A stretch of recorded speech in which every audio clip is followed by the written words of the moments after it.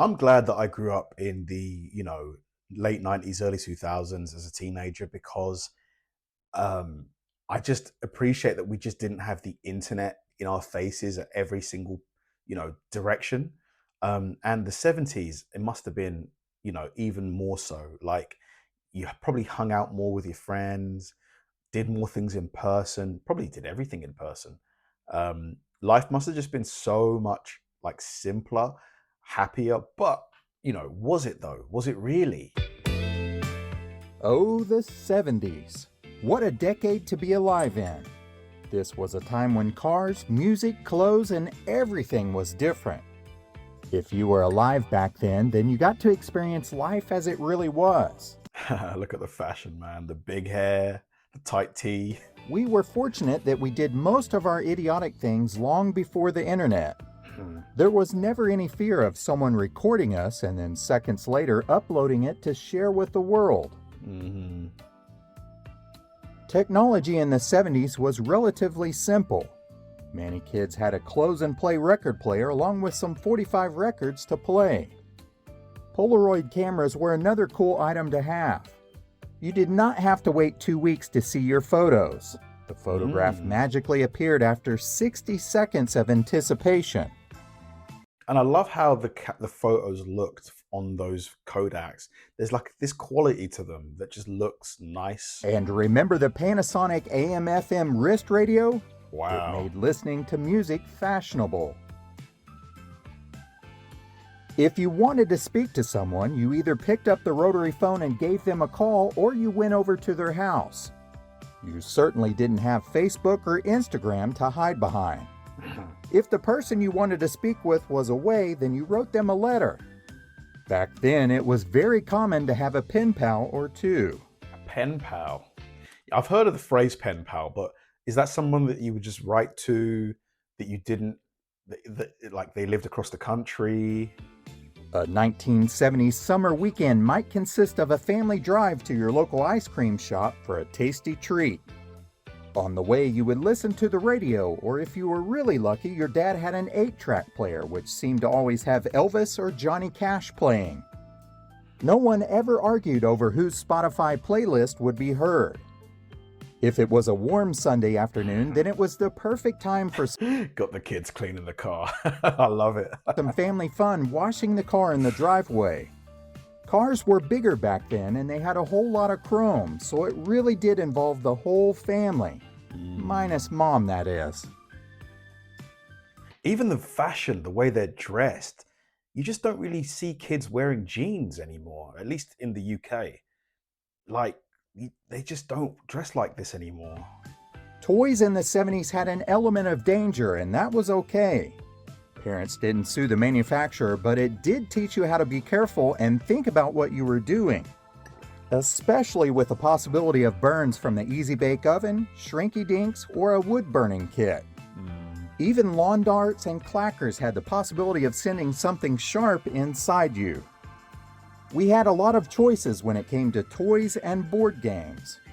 But most of the time, kids were playing outside. In fact, our parents wanted it that way. It was the only time when they could enjoy some peace and quiet, or maybe get something done around the house. Did people trust each other more back in those days? Because a lot of parents now would be scared, I think. Even though their kid might have a phone with like a tracker on it, the Find My, you can like track people's phones. Like people are scared to let their kids play outside. Like were parents a lot more relaxed in the 70s, go outside, go play with Dylan, don't come back till 6. Were people a lot more relaxed? People didn't have cell phones or apps to track where their kids were. Yeah, so exactly. It was okay if parents had no clue where their kids were. Wow. It was very common for kids to be gone all day and then come home when the street lights came on. Man, but weren't things like kidnappings higher, though? I would love to see the statistics. Remember when the 10 o'clock news came on? They would give out a reminder to parents in case they forgot to check on their kids. It's 10 o'clock. Do you know where your kids are? When we played outside, we fearlessly climbed trees, jumped over fences, explored, and made secret hideouts in poorly constructed tree houses or out in the woods. It was all about getting out of the house and having fun. We never had play dates back in the 70s. We just went outside and played. Eventually, other kids from the neighborhood would join in on the fun. It could be anything from hide and seek, tag, hopscotch, jump rope, or playing catch. And you can just tell the kids, they look healthy, like a lot of kids these days. I don't know about where you are, but in London, I see a lot more big kids, if you know what I mean. And it's because they're not playing. They're just sat at home scrolling and on the internet. They're not outside, like, playing at the jungle gyms and stuff. Of course, having a bike was very important as a kid. It meant a little more freedom and it could take you places further away. But what kid didn't love a little danger? We all enjoyed a good challenge from time to time and never backed down from it. How many trash cans or people could we jump over? I don't know, but let's find out. If you made it further Wow, look at this. Look at this cool bike, man. than anyone else, it made quite an impression. Holy smokes. Someone landed on the kid at the end, it made a good impression too. What? Just not the way that you expected. Someone was going to be a winner and someone was going to be a loser, and that was okay. We would experience these ups and downs in our neighborhood and in sports. At some point, we all knew someone in a cast, and parents were never judged for not protecting their kids.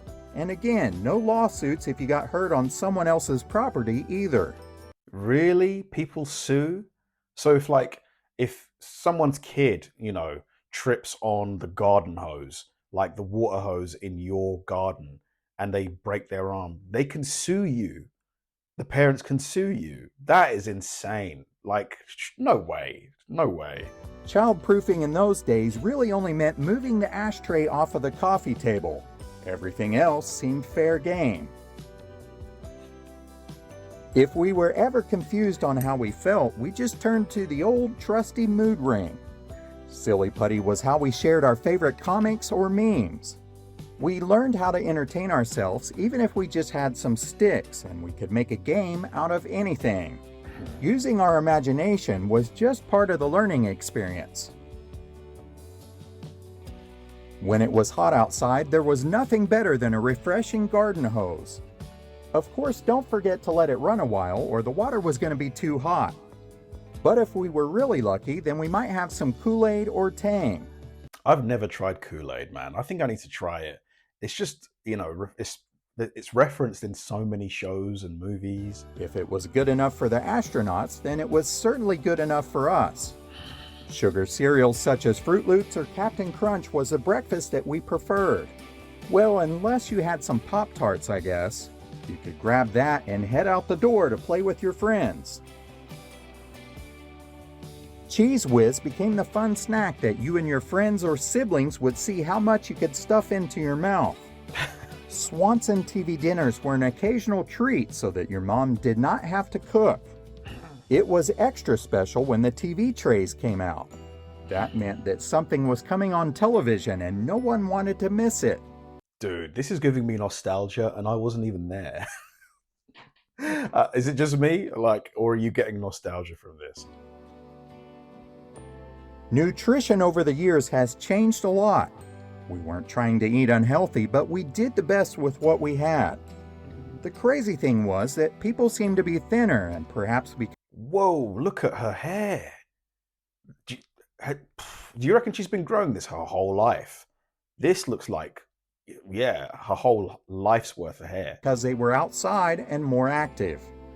We did not have kids with peanut allergies or strawberry allergies, so sandwiches made with these ingredients were very popular at school. No one ever seemed to be on gluten-free, dairy-free, GMO-free, fat-free, or sugar-free diets. Do you guys think a lot of that stuff is, BS basically, gluten-free this and that and all of this stuff? I'm not saying it is, but, do you think that a lot of it is just pack whatever you wanted inside that metal lunchbox and call it good.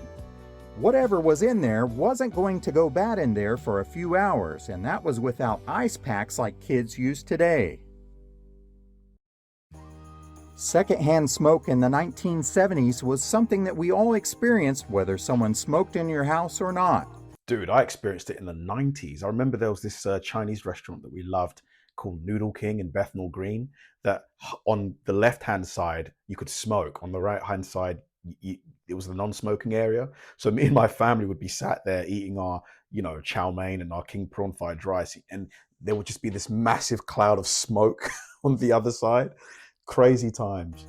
It was going to be everywhere else, and I do mean everywhere. As kids, we all had things that mimic adults and their addictions. We had bubble-blowing pipes, bubblegum cigars, candy cigarettes, Fun Dip, and even pixie sticks. For us kids, it was really all about getting more sugar. And who didn't want the candy bracelets or necklace? That was great when you were playing outside with your friends. We did not worry about germs at all, and instead we just offered them a bite from it. Many of the grammar lessons we learned came from the animated Schoolhouse Rocks. Conjunction junction, what's your function? Encyclopedias were our Google for the time period. Wow. Could you imagine kids of today having to go through massive books to try and find the facts they need? Now, kids don't even have to write the essay anymore. They can just get ChatGPT to do it for them. Things are just so different now, man. No one was looking up anything fast with those. We may not have had the internet, Facebook, or Netflix, but we did have the next best thing. The picture view masters could take us to far-off places that we had never seen and might not ever go. Our tablets weren't high-tech, but we did have hours of fun drawing endless images on the Etch-a-Sketch. After a hard day of playing outside, we would come in and relax a little in the tub with Mr. Bubbles. Television programming went off the air at night, and with no cell phones or computers, it was much easier to get a full night's sleep. It really is amazing to think about what all we did without helmets, seat belts, or cell phones. Wow, the kid was sat out the front without a seatbelt. Dude, if they saw you do that today, oh my God, they might call the cops. People might call the cops. Heck, even our mothers were smoking and drinking while they were pregnant with us. Whoa. Yet somehow, many of us survived. Generally speaking, the younger generation seemed to suffer from more anxiety than we or our parents did. That's such a good point. That is such a good point. Now there are more weight issues, body issues, and various other health issues than we had ever experienced in the 70s. Much of this new kind of shaming or needing to have some issues seems to come from television or the internet. We were less exposed to all of that in the 1970s. Did you ever hear of a kid being diagnosed with ADD or ADHD? Perhaps we all just need to be outside more and enjoy each other's company in person without all the distractions. I think he's right, man. I do think he's right.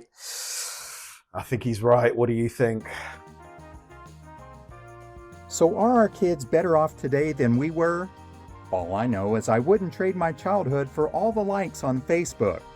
Some things are irreplaceable, and the memories of the 70s will always be something I cherish. What do you remember most about the 1970s? Let us know in the comments below. Great video. Great video. Honestly, he makes such good points. It just seems like these days people aren't happy. And I know that a lot of that is down to money issues, but it does seem like people just generally aren't as fit and healthy. They're not as mentally together. They're not as social. They're not as just content with themselves. I think the internet, although it's provided some good because it's created some jobs and it's allowed certain people who maybe physically, if they're really disabled, it's allowed them to have community with other people.